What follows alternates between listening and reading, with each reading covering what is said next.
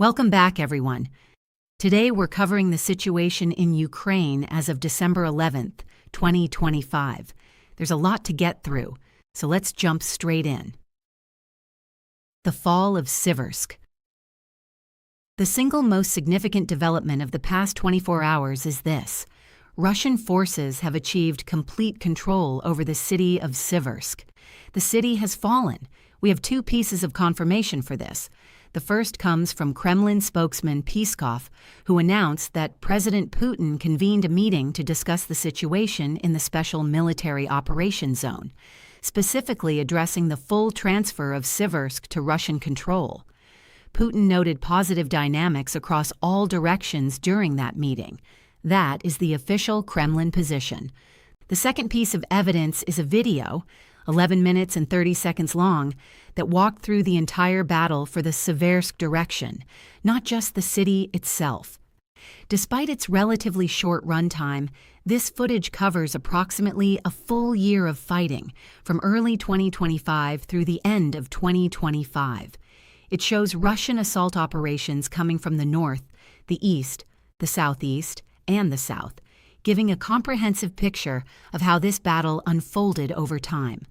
The video includes coverage of the fighting for Bilohorivka and ends with Russian flags being raised throughout Siversk.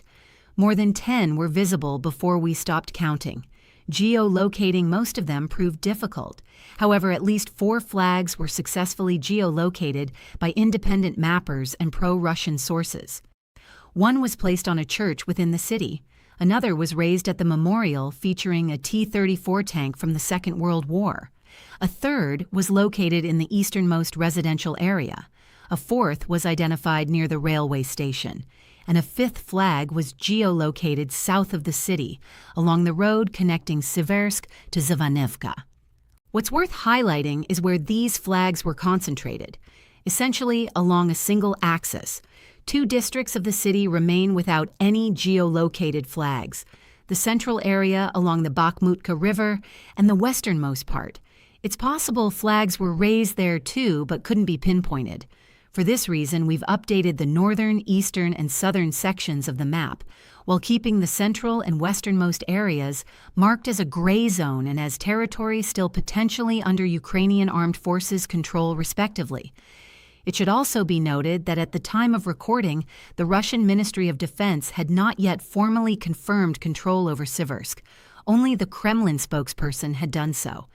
By the time you're watching this, that official confirmation will likely have arrived, and we expect the entire city to be colored as Russian-controlled on tomorrow's map. The strategic consequences of this are significant. Siversk had served as the primary defensive anchor protecting Sloviansk and Kramatorsk from the east. With it gone, Russian forces are now entering the Sloviansk operational space.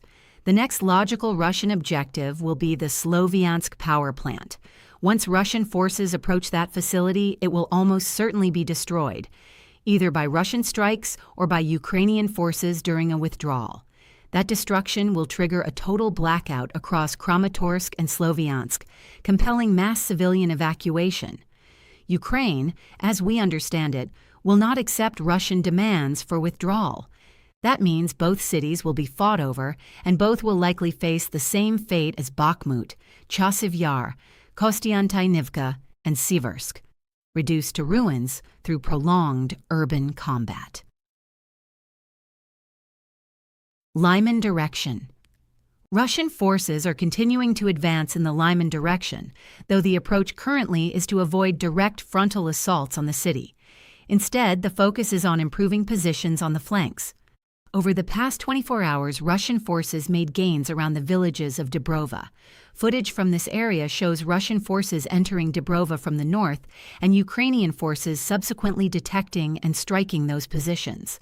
Separately, a Russian sabotage and reconnaissance group was observed operating in the central part of Yampil, followed by reports of an ambush. But the footage confirms Ukrainian control there is not firm. The pattern is clear. Resolve the flanks first, then advance on the city. Lyman will likely fall within days, possibly not in 2025, but almost certainly in January 2026. Once that happens, Russian forces will be able to shorten and consolidate their line, and the real battle for Sloviansk and Kramatorsk will begin in earnest, following the destruction of the power plant and the blackout that will accompany it. Northern Kharkiv region. The Russian Ministry of Defense and the Northern Group of Forces confirmed control over the settlement of Livan, located southwest of Vovchansk. This was officially confirmed. Notably, while Siversk was not yet officially confirmed at the time of this recording. Based on this report, the map has been updated. Within approximately 2 to 3 days, we expect Russian forces to capture Vilch as well, forcing Ukrainian units to fall back deeper into the Kharkiv region. From that new line of control, Russia will be positioned to launch a broader offensive aimed at taking the entire northeastern portion of Kharkiv Oblast, the territory between that line and the Russian border. This is expected to unfold during early 2026. Kostiantynivka direction. Minor but notable changes were recorded over the past 24 hours. Russian forces improved their positions along the N32 road, capturing an industrial zone and a bridge. Multiple sources confirm a continued slow Ukrainian withdrawal from this area. A southwestern push from Russian forces is anticipated, though Ukrainian defensive positions there remain solid for now. That attack is expected within the coming days. Myrnohrad. The situation around Myrnohrad has deteriorated sharply for Ukrainian forces. Comparing the map from December 5th to today tells the story clearly. As of December 5th, Ukrainian forces still had reasonably reliable control over the settlement, shown in yellow on the map. By December 6th, that assessment changed. It became clear that Ukrainian forces had lost any realistic ability to restore control or re-establish supply lines to the city. From that point forward, the map began shifting day by day. By the end of December 11th, the entire southern portion of the city has been colored as under Russian control, corroborated by national mappers, pro-Russian sources, and pro-Ukrainian sources alike. A key piece of supporting footage showed an FPV drone strike on a Russian soldier moving through this area. And notably, fresh snowfall is now visible in the Donbass, which means the distinction between archived footage and new footage will be immediately apparent in the coming days. Multiple sources are also reporting that Russian forces have captured the Myrnohrad City Hall. If this is confirmed in the next several hours, the map will be updated accordingly by tomorrow morning, showing additional Russian-controlled territory. A full Russian announcement of control over the settlement appears to be only a matter of time, regardless of statements from Siversk or Zelensky insisting the situation remains stable. Pokrovsk. An important video emerged from the northwestern part of Pokrovsk.